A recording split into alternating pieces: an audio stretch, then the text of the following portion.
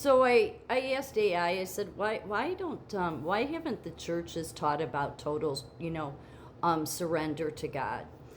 And it said many Christian churches do teach about surrendering the human will to God's will, drawing from biblical examples like Luke 22:42, Jesus in the Garden of Gethsemane. I can never say that.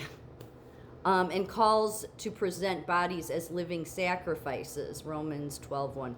However, the perception that's neglected stems from modern emphasis on comfort, self-focus, and free will doctrines that some feel downplay total submission. Well, there you go. So it's Exodus. I mean, it's the Israelites in Egypt. Really, that's what it is. They want their circus and comfort.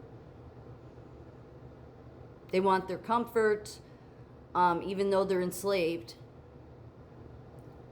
And what was God doing with the Israelites in the desert? Because there was many that said, "I'm going back to Egypt," because they just couldn't handle the road less traveled. Yeah. So they had to surrender. I mean, when you're like, seriously, it's that simple, and yet every church, everybody, and some not. I'm not saying everybody being wicked. It's just, it becomes this idea that God, or you think you're supposed to create the kingdom. No, you can't. And here's where the big problem comes in. Is simple things like to present bodies as living sacrifices. No, what it's about is emptying yourself, that it not being about your will. And what does this world promote? Your dreams, your happiness, your freedom.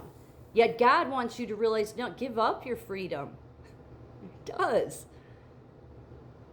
Not so he can take it from you or rule over you, but so he can help to mold you into the image you need to be, so that you become what is needed to be back in paradise.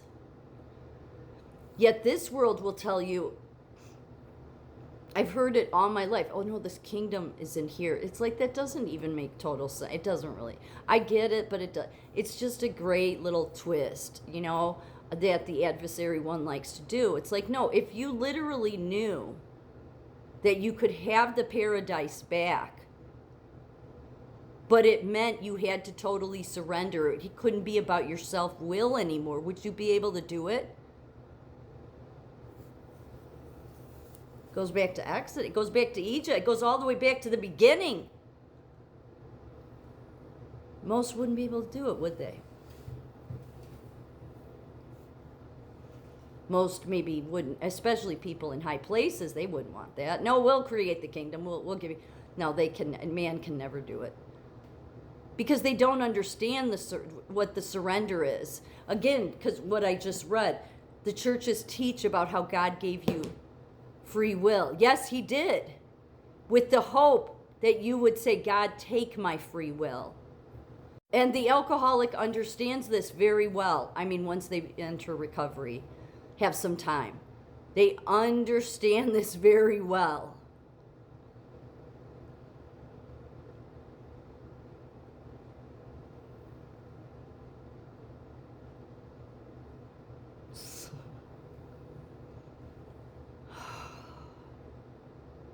The churches don't even know it. The churches just help everybody conform, likely because they think, no, God wants us to, if we all change enough, we'll create the kingdom. No, God doesn't need you to create. No, look at every time man tries to create the kingdom. Every time man wants to create utopia. And even with Me Loving America, they do the same thing. It's mankind not being able to think of, like higher. So I've had people say to me, how is it a miracle that God got you sober when it's not a lifetime, like it's not a one-time event and you're healed? Well, I think because, and in some cases people have had that happen, but in most cases, it's going this path. Because you would need people that truly understood God, because the churches don't. They don't. I just don't think many recovering alcoholics that have any, amount of time anyway, would, I think most would understand what I'm saying. Because we know God.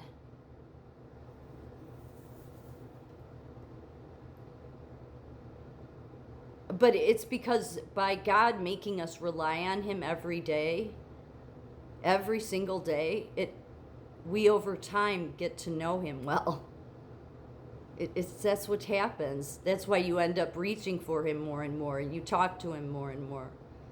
We just aren't people that run around and tell everybody about it, just because it's not, it's not like anybody wants to know what's going on in your life. So it's just, we do what we do, and then over time, you just become closer to God. So he would need to have some people that he interacts with on a daily basis, on a regular basis, that if he needed the truth to be said, they could stand up and say it. Because the churches are, plus then it also said here, well, the churches many times, they don't want to promote surrender because people don't like that. Modern churches often prioritize growth, entertainment, and grace without accountability to avoid alienating, okay, that's the key there. Avoid alienating attendees or seeming legalistic, leading to watered down messages on self-denial. Cultural resistance views surrender negatively. Yeah, right, okay, of course, because the adversary one rules this kingdom. Cultural resistance views surrender negatively as defeat rather than worship, and human imperfection makes full surrender seem unattainable. No. Surrender is truly your path to freedom, and it's no different than Exodus. Think about it. Some people just can't hack the road less traveled. There's a reason that after the Israelites were screaming to God, come save us, we can't take anymore. There was a bunch that fell away while they were in the desert. Why? Because there was, that whole time, God, what's the big message of Exodus? Surrender. And some people said, no, I want my comfort and my warm food back in Egypt. I'll go back to slavery. It's okay. That's what most people, you're willing to live in it. So you want to stand up and fight for freedom in America, right? But you don't want to hand your freedom over to God, even though you'd say, God gave me free will. Yeah, he did, and look at what's resulted because of it. He gave it to you hoping you'd recognize that, because the alcoholic does recognize it. If we end up realizing we surrender everything to him. Because the alcohol itself is only 5% of the problem. You remove that, you still have a whole messed up person there. And it's not just alcoholics, it's everybody. They just don't know it. Because it's the darkened mind, the rock cold heart. It's just everybody thinks, oh, well, I love my family, so I'm a loving person. Okay, right. But there's nobody that can take this person to this person except God. But God makes us rely on him every day. Thereby we know him oh so well. And we know that your works and you're sacrificing the parts you want to sacrifice of yourself isn't what it takes. What it takes is my way got me in the mess, just like, the Israelites got themselves into Egypt. So to get out of the fallen world, it literally takes you surrendering your freedom to God temporarily so you can get out of slavery.